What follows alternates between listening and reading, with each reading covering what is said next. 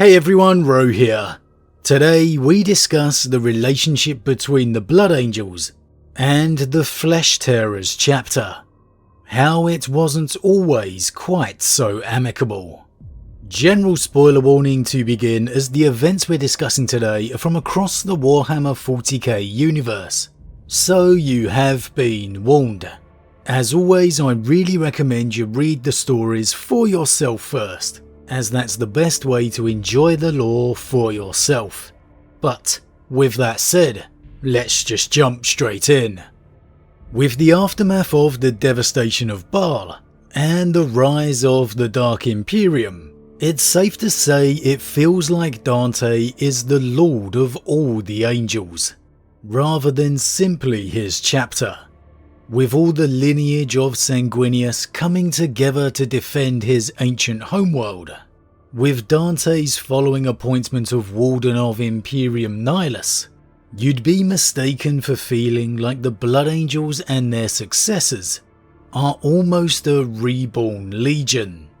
However, that's not the case. Dante may and does issue commands as Warden, but the chapters still remain very much apart and independent from the Blood Angels chapter. Indeed, there are still some successor chapters who hold Dante and the Blood Angels in more disdain than any form of kinship. Undoubtedly, the biggest relationship between the chapters of the Blood, or at least most focused upon, is that between the Blood Angels and the Flesh Tearers, between Dante and Gabriel Seth. In the days and hours building to the devastation, there's an undoubted mutual respect between the two chapter masters within the novel Devastation of Baal by Guy Haley, summed up entirely in one simple line from Seth himself. I bleed willingly for you, Dante, for one reason. Of all the puling men who claim descent from the Great Angel, you are the only honourable one. Coming from a man such as Gabriel Seth, that is a very profound admission. Seth's very nature is to fight, to resist. Yet here, there's an admission of complete honesty. It was to Seth and the Flesh Tearers that Dante gave the fabled feather of Sanguinius, the only one of the Primarch's feathers left. Kept in stasis since the Siege of Terror, it is as pure white as the day it fell from the angel's wings, still marked with blood from the walls of the Imperial Palace, one of the Blood Angel's most sacred relics. And Dante doesn't merely give this to Seth in an attempt to keep it safe, in case the Tyranids overwhelm their fortress monastery. He does so to honour the Flesh Tearers for everything they've done for his chapter, and for the friendship with his cousin chapter master. But most of all, Gabriel Seth, I give you this feather and its casket as a friend.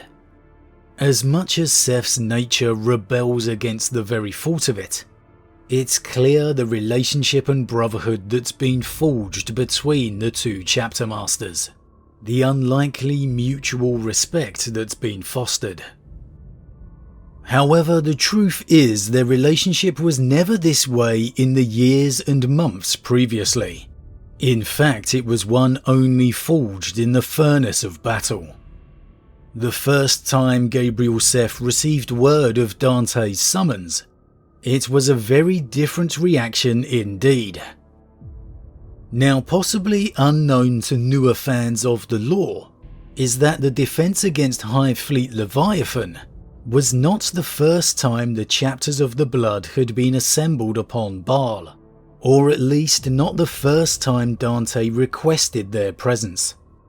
Before this time, the Blood Angels were ravaged by an internal civil war, due to the events known as the Archaeo-insurrection, a marine seemingly becoming the reborn Sanguinius divided many of the chapter, achieving what can only be described as a cult following. Now, the truth is, unfortunately, this was nothing but a chaos plot. I know who would have guessed it. The work of the word bearers and the manipulations of the Changer of Ways. It was ultimately exposed and put down, but many Blood Angels died within this internal conflict, unable to see past the glory of this false angel. And if you haven't read that story, I strongly suggest you check out the Old School Blood Angels Omnibus by author James Swallow, as it contains all the events and it is really a good read and insight into the chapter. It's a little older now, but as far as I'm concerned, a good read never ages. And in particular, we're focusing on the events of the novel Red Fury here going forward. These events of course left the chapter perilously undermanned, and Dante took the immediate action of sending his veterans off to war zones across the Imperium, which you may think is a strange decision to make when your chapter is severely depleted. However, Dante was very much aware that the Blood Angels have enemies within and without the Imperium. If they were to sense or see the weakness of his chapter, then he would undoubtedly have enemies at his doorstep. Like sharks smelling blood in the water, they would begin to circle. So despite taking somewhat of a risk in sending away what largely remained of his best forces, Dante ensured that the Blood Angels' presence was seen far and wide across the galaxy. To any observers, the Blood Angels would be as active and emboldened as ever. And when you think about it, that's really quite a smart move. The kind of small thing that makes Dante who he is. That 1,000 years of leadership coming into play. Yes, it was a risk, but considering his chapter was now severely undermanned anyway, the reality was they most likely couldn't have turned away an invasion force anyway. So, in effect, Dante bluffed the entire galaxy. That's a pretty mean poker face. Now, there were a few suggestions on courses of actions to take by Dante's council, one of which I think we'll have to discuss another day, as it involves a certain Raven Lord Primarch. However, Dante ultimately decided he would seek the answer within the successor chapters, asking them for a tithe of men to rebuild the Blood Angels. And again, this isn't a decision he's taken lightly. When Dante informs his senior council of his intentions, that he's going to call to all his cousin chapter masters, the response from his advisors is quite literally, "We're not the Ultramarines." The Blood Angels and their successors were never exactly unified, and many of the chapters were actually expected to ignore any message delivered.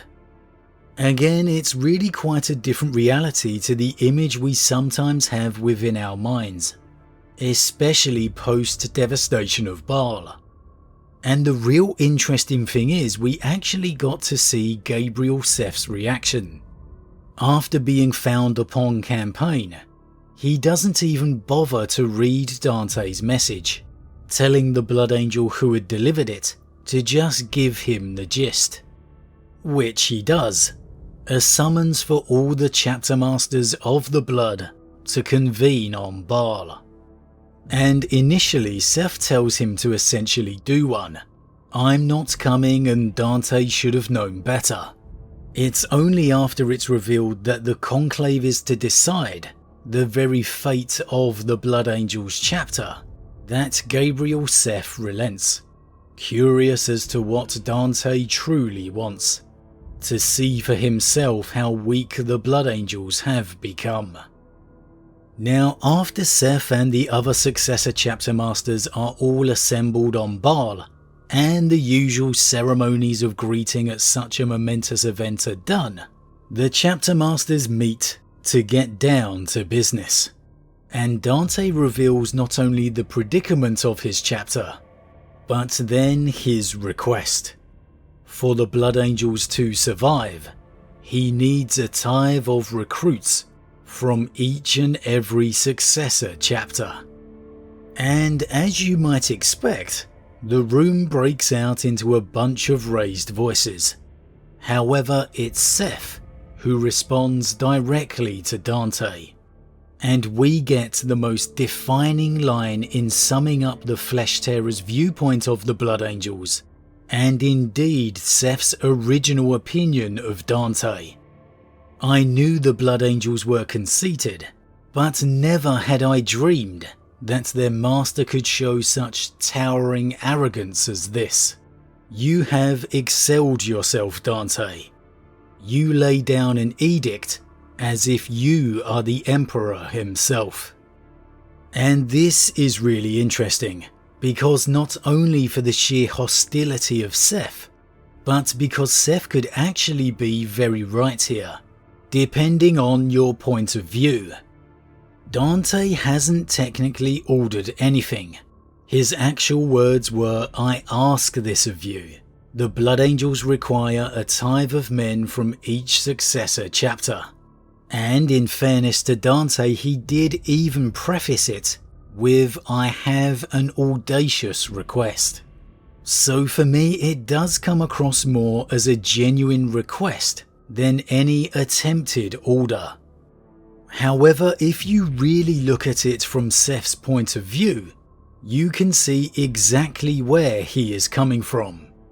Dante has summoned every successor chapter master to Baal, and told them he requires them to give up a tithe of men, just so his chapter can survive. For someone such as Seth and the Flesh Tearers, who have always viewed the Blood Angels as entitled and arrogant, looking down upon the successor chapters as lesser, theirs to order around, this is about as clear an example Dante could have given him to prove it. Perhaps adding a little weight and reason to Seth's original outlook, that maybe there was some arrogance to Dante there.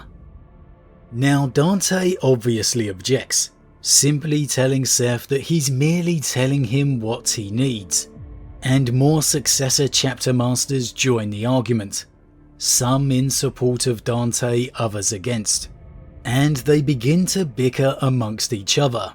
Seth absolutely against his already small chapter, giving up anything for the Blood Angels to survive at the cost of themselves, questioning the right the Blood Angels have to anything from them. And this is an interesting dynamic to consider. Do the first founding have a right to anything over the successor chapters? As Dante answers Seth's challenge with "We are the first founding," with steel entering his voice. From that statement alone, the fact that they are first founding clearly has a lot of meaning for Dante. And despite his request, you could infer that he does feel it's his right, reinforced with the steel entering his voice. Maybe he's simply being diplomatic about it, as he knows it's not something he could force. Perhaps the best glimpse on how far Dante and Seth's relationship has come over the years is Seth point blankly actually questions Dante's ability to lead his chapter in front of all the fellow chapter masters assembled. Something for most that's absolutely incredulous. Now Dante replies with he knows and accepts his responsibility for the situation, ending it with possibly one of the best lines in all of the lore. "I fought against the black armies of the ruinous powers before you were born, cousin." But despite the killer comeback and humbled a little, Seth actually doesn't relent. He makes a counter to Dante's demands. I advocate the reverse of our honoured cousin's demands. I suggest that we should not tithe our men to Dante, but that he should tithe his to us. Gabriel Seth, chapter master of the Flesh Tearers, rather than agreeing to save the Blood Angels, actually proposed to disband it. How different that is to how their relationship is perceived now. The brotherhood and, dare I say, friendship that was forged between these two chapter masters. How the chapters of the blood would ultimately all come together, sacrifice everything to save the homeworld of their Primarch. Yet here, all those many years ago, it was a very, very different story. It seems almost inconceivable now how they would end up considering it begun with Seth calling for the very dissolution of the Blood Angels chapter, questioning Dante himself's leadership. And again, despite my love of the first founding chapters, can we really say that Seth was wrong here? If it was a successor chapter in this position, would Dante really have called a conclave of all the chapter masters, asking them to donate their men to save it, including from his own chapter? I'm not so sure he would. Perhaps now in the aftermath of the sacrifice his cousin chapters have made for him, but beforehand, before they came to his assistance, before he was forced to rely on their aid, can we really say he would have? As much as I love Dante, I don't think we can. He would have mourned the loss of a cousin chapter, but he wouldn't have called a summons to rebuild their numbers.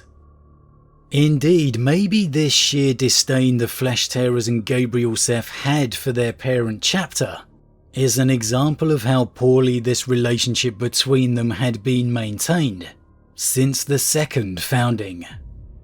That maybe the first founding chapters retained a sense of entitlement they didn't truly deserve. Yes, they kept their name, but does that make them any greater than, say, the Flesh Tearers, who too were founded of men from the very same legion? It's an interesting debate to have. Again, for me, despite my fondness for the first founding chapters, technically the likes of the Flesh Tearers are no different, and should be held in no less regard. For all of Gabriel Seth's abrasiveness, who are we to truly say he was wrong? But as always everyone, what do you think? Are you surprised on how far Gabriel Seth and Dante's relationship has come? The bonds of brotherhood and friendship that they have fostered? Was Seth actually right for his earlier opinions, that it was Dante's leadership that led the Blood Angels to their situation, and that they had no right to request men from the successor chapters? Was Dante simply expecting it because he is a first founding chapter master? Did he have some sense of entitlement over his successor chapters? And in light of the outcome, was he right or wrong to do so? As always, leave your thoughts in the comments below. Huge thank you to all my subscribers. Your support truly means a lot to me, it really does. If you're new, please consider subscribing to help the channel grow. And if you enjoyed this particular vid, then why not drop a like on it too? But with that said, I am off, and I'll see you all again real soon.